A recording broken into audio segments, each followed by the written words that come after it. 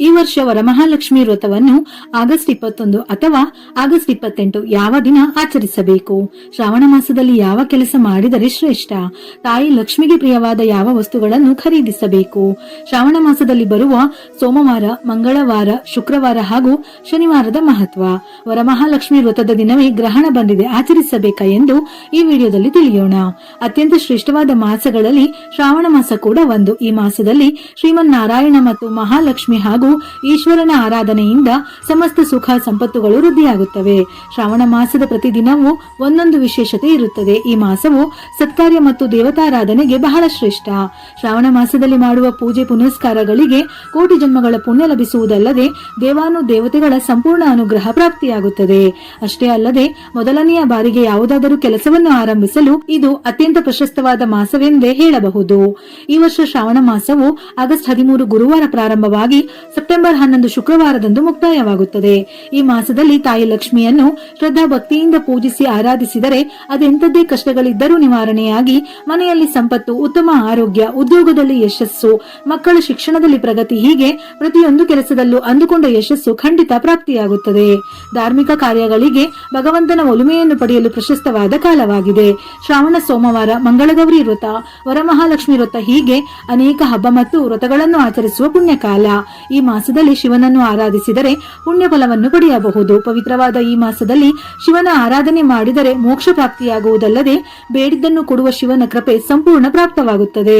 ಶ್ರಾವಣ ಸೋಮವಾರ, ಈ ಮಾಸದಲ್ಲಿ ಬರುವ ಪ್ರತಿ ಸೋಮವಾರ ಶಿವನಿಗೆ ಅತ್ಯಂತ ಪ್ರಿಯವಾದ ದಿನ. ಈ ದಿನದಂದು ಉಪವಾಸ ವ್ರತವನ್ನು ಆಚರಿಸಿ ಶಿವನನ್ನು ಪೂಜಿಸುವುದರಿಂದ ಇಷ್ಟಾರ್ಥ ಸಿದ್ಧಿ, ಆರೋಗ್ಯ ವೃದ್ಧಿ, ಸಂತೋಷ ಮತ್ತು ಸಮೃದ್ಧಿ ಲಭಿಸುತ್ತದೆ. ವಿವಾಹಿತರು ಪತಿಗೆ ಆಯುರಾರೋಗ್ಯ ಆಯುಷ್ಯ ಲಭಿಸಲೆಂದು, ಅವಿವಾಹಿತ ಕನ್ಯೆಯರು ಉತ್ತಮ ಪತಿಯನ್ನು ಪಡೆಯಲು ಈ ವ್ರತವನ್ನು ಆಚರಿಸುತ್ತಾರೆ. ಶ್ರಾವಣ ಮಾಸದಲ್ಲಿ ಒಟ್ಟು 4 ಸೋಮವಾರ ಬಂದಿದ್ದು ಆಗಸ್ಟ್ 17, 24, 31 ಹಾಗೂ ಸೆಪ್ಟೆಂಬರ್ 7. ಮಂಗಳಗೌರಿ ವ್ರತ, ಪತಿಗೆ ದೀರ್ಘಾಯುಷ್ಯ ಮತ್ತು ಸಮೃದ್ಧಿಯನ್ನು ನೀಡುವಂತೆ ಹೆಂಗಳೆಯರು ಪ್ರತಿ ಮಂಗಳವಾರ ಮಂಗಳಗೌರಿ ವ್ರತ ಆಚರಿಸುತ್ತಾರೆ. ಶ್ರಾವಣ ಮಾಸದ ಎಲ್ಲ ಮಂಗಳವಾರದಂದು ಮಂಗಳಗೌರಿಯನ್ನು ಪೂಜಿಸಲಾಗುತ್ತದೆ. ಪಾರ್ವತಿ ದೇವಿಯ ಇನ್ನೊಂದು ಹೆಸರೇ ಮಂಗಳಗೌರಿ.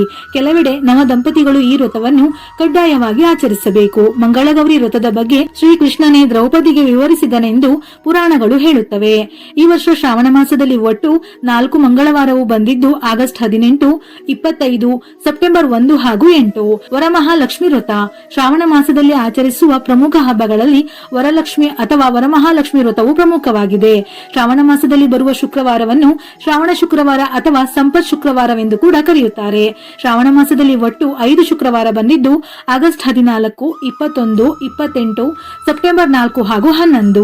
ಇನ್ನು ಈ ಬಾರಿ ಆಗಸ್ಟ್ 21 ಅಥವಾ ಆಗಸ್ಟ್ 28 ಈ 2 ದಿನ ಯಾವಾಗ ವರಮಹಾಲಕ್ಷ್ಮಿ ವ್ರತ ಆಚರಿಸಬೇಕೆಂಬ ಗೊಂದಲವಿದೆ.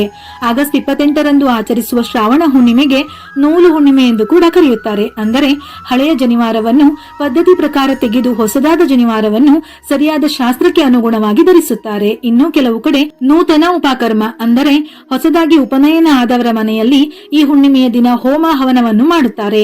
ಅಂತ ಮನೆಗಳಲ್ಲಿ ಆಗಸ್ಟ್ 28ರಂದು ವರಮಹಾಲಕ್ಷ್ಮಿ ವ್ರತವನ್ನು ಆಚರಿಸಲಾಗುವುದಿಲ್ಲ.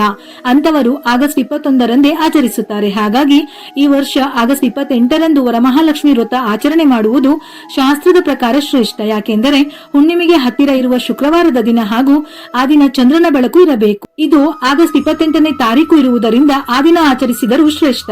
ಒಂದು ವೇಳೆ ಸಾಧ್ಯ ಇಲ್ಲದವರು ಆಗಸ್ಟ್ 21ರಂದು ಸಹ ಆಚರಿಸಬಹುದು. ಆ ದಿನ ಕೂಡ ಬಹಳ ಶ್ರೇಷ್ಠವಾದ ದಿನವೇ ಆಗಿರುವುದರಿಂದ ಯಾವುದೇ ಗೊಂದಲವಿಲ್ಲದೆ ನೀವು ಈ 2 ದಿನ ನಿಮ್ಮ ಅನುಕೂಲಕ್ಕೆ ತಕ್ಕಂತೆ ವರಮಹಾಲಕ್ಷ್ಮಿ ವ್ರತವನ್ನು ಆಚರಿಸಬಹುದು. ಪತಿಯ ಆಯಸ್ಸು, ಮಕ್ಕಳಿಗೆ ದೀರ್ಘಾಯುಷ್ಯ, ಮನೆಯಲ್ಲಿ ಸಂಪತ್ತು, ಸಮೃದ್ಧಿ ಕರುಣಿಸಲು ಮಹಿಳೆಯರು ಲಕ್ಷ್ಮಿಯನ್ನು ಪೂಜಿಸುತ್ತಾರೆ. ಇದರಿಂದ ಸಂಪತ್ತು ವೃದ್ಧಿಯಾಗುವುದಲ್ಲದೆ ಲಕ್ಷ್ಮೀ ದೇವಿಯ ಸಂಪೂರ್ಣ ಅನುಗ್ರಹ ಲಭಿಸುತ್ತದೆ. ಇನ್ನು ಆಗಸ್ಟ್ 28ನೇ ತಾರೀಕು ಚಂದ್ರಗ್ರಹಣವು ಭಾರತದಲ್ಲಿ ಗೋಚರಿಸುವುದಿಲ್ಲ. ಹಾಗಾಗಿ ಯಾವುದೇ ಆತಂಕವಿಲ್ಲದೆ ವರಮಹಾಲಕ್ಷ್ಮಿ ವ್ರತವನ್ನು ಆಚರಿಸಬಹುದು. ಶ್ರಾವಣ ಮಾಸದಲ್ಲಿ ಬರುವ ಶನಿವಾರಗಳನ್ನು ಶ್ರಾವಣ ಶನಿವಾರ ಅಥವಾ ಸಂಪತ್ ಶನಿವಾರವೆಂದು ಕರೆಯುತ್ತಾರೆ. ಈ ದಿನಗಳಲ್ಲಿ ಶನಿದೇವನನ್ನು ಪೂಜಿಸುವುದರಿಂದ ಶನಿ ದೋಷ ನಿವಾರಣೆಯಾಗುತ್ತದೆ. ಜೀವನದಲ್ಲಿ ಸುಖ, ಶಾಂತಿ, ಸಮೃದ್ಧಿ ನೆಲೆಸುತ್ತದೆ. ಶ್ರಾವಣ ಶನಿವಾರದಂದು ಶನಿದೇವನ ಜೊತೆಗೆ ಹನುಮಂತನನ್ನು ಪೂಜಿಸುವುದರಿಂದ ಶನಿದೇವನ ಅಶುಭ ಪರಿಣಾಮಗಳು ಕಡಿಮೆಯಾಗುತ್ತದೆ. ಇದರ ಜೊತೆಯಲ್ಲಿ ವಿಶೇಷವಾಗಿ ಶ್ರಾವಣ ಶನಿವಾರದ ದಿನ ವೆಂಕಟೇಶ್ವರ ಸ್ವಾಮಿಗೆ ತುಳಸಿಯನ್ನು ಅರ್ಪಿಸಿ ಪೂಜೆ ಮಾಡಿ ಹಿಟ್ಟಿನ ದೀಪಗಳನ್ನು ಹಚ್ಚುವುದರಿಂದ ಸಕಲ ಇಷ್ಟಾರ್ಥಗಳು ಈಡೇರುತ್ತದೆ. ಶ್ರಾವಣ ಮಾಸದಲ್ಲಿ ಒಟ್ಟು 4 ಶನಿವಾರ ಬಂದಿದ್ದು ಆಗಸ್ಟ್ 15, 22, 29 ಹಾಗೂ ಸೆಪ್ಟೆಂಬರ್ 5. ಇನ್ನು ಶ್ರಾವಣ ಮಾಸದ ಪ್ರತಿದಿನ ತಪ್ಪದೆ ತುಳಸಿ ಪೂಜೆ ಮಾಡಿ ತುಪ್ಪದ ದೀಪ ಬೆಳಗಿ 11 ಪ್ರದಕ್ಷಿಣೆ ಹಾಕುವುದು. ದೇವರ ಮನೆ ತುಳಸಿ ಕಟ್ಟೆಯ ಬಳಿ ಬೆಳಗ್ಗೆ ಮತ್ತು ಸಂಜೆ ತುಪ್ಪದ ದೀಪ ಬೆಳಗಿದರೆ ಲಕ್ಷ್ಮಿ ಅನುಗ್ರಹ ಪ್ರಾಪ್ತಿಯಾಗುತ್ತದೆ. ಈ ಮಾಸದಲ್ಲಿ ಲಕ್ಷ್ಮಿ ಅಷ್ಟೋತ್ತರ, ಲಲಿತಾ ಸಹಸ್ರನಾಮ ಪ್ರತಿದಿನ ಪಠಿಸಿದರೆ ಶ್ರೇಷ್ಠ. ಇನ್ನು ವರಮಹಾಲಕ್ಷ್ಮಿ ವ್ರತಕ್ಕೂ ಮುನ್ನ ಕೆಲವು ವಸ್ತುಗಳನ್ನು ಮನೆಗೆ ತಂದರೆ ಶ್ರೇಷ್ಠ. ತಾಯಿ ಲಕ್ಷ್ಮಿಯ ಅನುಗ್ರಹ ಲಭಿಸುವುದಲ್ಲದೆ ಸಂಪತ್ತು ವೃದ್ಧಿಯಾಗುತ್ತದೆ. ವರಮಹಾಲಕ್ಷ್ಮಿ ವ್ರತಕ್ಕೂ ಮುನ್ನ ದಕ್ಷಿಣಾವರ್ತಿ ಶಂಖವನ್ನು ಮನೆಗೆ ತಂದು ವ್ರತದ ದಿನ ಅದರಲ್ಲಿ ನೀರು ಅಥವಾ ಹಾಲು ತುಂಬಿಸಿ ಲಕ್ಷ್ಮಿಗೆ ಅಭಿಷೇಕ ಮಾಡಿ ದೇವರ ಮನೆಯಲ್ಲಿ ಇಟ್ಟರೆ ಮನೆಯಲ್ಲಿ ಎಂದಿಗೂ ಧನ ಧಾನ್ಯದ ಅಭಾವ ಇರುವುದಿಲ್ಲ. ಸಾಮಾನ್ಯ ತೆಂಗಿನಕಾಯಿಗೆ 3 ಕಣ್ಣುಗಳು ಇರುತ್ತವೆ, ಆದರೆ ಏಕಾಕ್ಷಿ ತೆಂಗಿನಕಾಯಿಗೆ 1 ಕಣ್ಣು ಮಾತ್ರ ಇರುತ್ತದೆ. ಇದು ಅತ್ಯಂತ ವಿರಳ ಹಾಗೂ ಮಹಾಲಕ್ಷ್ಮಿಯ ಸಾಕ್ಷಾತ್ ಸ್ವರೂಪ. ಇದನ್ನು ಹಬ್ಬಕ್ಕೆ ಮುಂಚಿತವಾಗಿ ತಂದು ದೇವರ ಮನೆಯಲ್ಲಿಟ್ಟು ಕೆಂಪು ಬಟ್ಟೆಯಲ್ಲಿಟ್ಟು ಪೂಜಿಸಿದರೆ ಮನೆಯಲ್ಲಾಗುವ ವಾಸ್ತುದೋಷಗಳು ಮತ್ತು ನಕಾರಾತ್ಮಕ ಶಕ್ತಿಗಳು ತಕ್ಷಣ ದೂರವಾಗುತ್ತವೆ. 11 ಗೋಮತಿ ಚಕ್ರ ಅಥವಾ 11 ಹಳದಿ ಕವಡೆಗಳನ್ನು ಮನೆಗೆ ತಂದು ಹಬ್ಬದ ದಿನ ಲಕ್ಷ್ಮೀ ಪೂಜೆಯಲ್ಲಿಟ್ಟು ನಂತರ ಹಳದಿ ಬಟ್ಟೆಯಲ್ಲಿ ಕಟ್ಟಿ ಹಣ ಇಡುವ ತಿಜೋರಿ ಅಥವಾ ಕ್ಯಾಶ್ ಬಾಕ್ಸ್ ನಲ್ಲಿ ಇಟ್ಟರೆ ಆಕರ್ಷಕ ಧನಲಾಭವಾಗುತ್ತದೆ. ಲಕ್ಷ್ಮೀ ದೇವಿ ಕಮಲದ ಹೂವಿನಲ್ಲಿ ವಾಸಿಸುತ್ತಾಳೆ. ಕಮಲದ ಬೀಜದಿಂದ ಮಾಡಿದ ಮಾಲೆಯು ಆಕೆಯ ಸಾನ್ನಿಧ್ಯವನ್ನು ಸೂಚಿಸುತ್ತದೆ. ಈ ಮಾಲೆಯನ್ನು ತಂದು ಹಬ್ಬದ ದಿನ ಲಕ್ಷ್ಮಿ ಅಷ್ಟೋತ್ತರ ಜಪ ಮಾಡಲು ಬಳಸಿದರೆ ಅಥವಾ ಲಕ್ಷ್ಮೀ ದೇವಿಗೆ ಸಮರ್ಪಿಸಿ. ಇಲ್ಲವೆಂದರೆ ಕಮಲದ ಬೀಜ ತಂದು ಕಲಶದ ಒಳಗೆ ಹಾಕಬಹುದು. ಇದರಿಂದ ಸಾಲದ ಬಾಧೆಗಳಿಂದ ಮುಕ್ತಿ ಸಿಗುತ್ತದೆ. ಬೆಳ್ಳಿ ಚಂದ್ರನಿಗೆ ಸಂಬಂಧಿಸಿದ್ದು, ಮನಸ್ಸಿಗೆ ಶಾಂತಿ ಮತ್ತು ಮನೆಯಲ್ಲಿ ಸೌಹಾರ್ದತೆಯನ್ನು ತರುತ್ತದೆ. ಹಬ್ಬದ ದಿನ ಈ ನಾಣ್ಯವನ್ನು ಕಲಶದೊಳಗೆ ಹಾಕಿ ಪೂಜಿಸುವುದರಿಂದ ಐಶ್ವರ್ಯ ವೃದ್ಧಿಯಾಗುತ್ತದೆ. ಇಲ್ಲವೆಂದರೆ ಬೆಳ್ಳಿಯ ದೀಪವನ್ನು ತಂದು ತುಪ್ಪದ ದೀಪ ಹಚ್ಚಬಹುದು.